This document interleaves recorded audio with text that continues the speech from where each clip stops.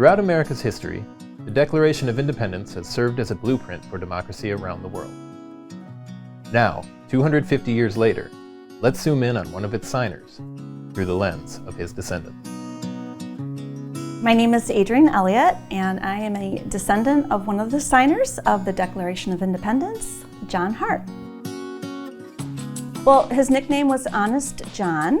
He was very well regarded. He started off with pretty humble beginnings, and he became a successful farmer and a businessman who owned a couple of mills, and a politician, including Justice of the Peace. He was a member of the New Jersey Colonial Assembly and a member of the Second Continental Congress.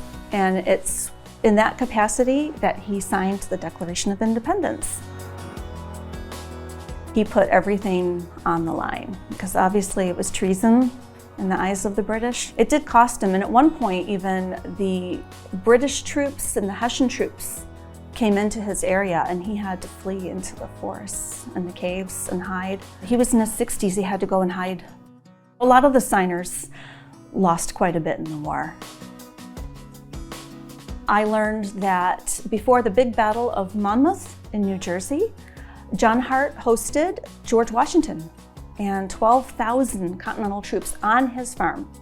And according to my 6 times great-grandmother, his daughter-in-law, she actually stated that George Washington dined with John Hart in his home a couple days before that big battle. So that was, I think, one of the most exciting discoveries. The Declaration was just an inspiration, wasn't it? I mean, all around the world. I'm not sure if any of them really realized what they were doing and how important this document was going to be. John Hart specifically didn't live long enough to see the end of the war. He died before he found out that there was going to be a United States of America. As we celebrate America's 250th birthday, let's not forget the courage and sacrifice necessary to get here.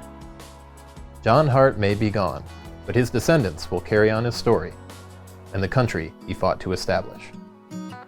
Happy 250th, America.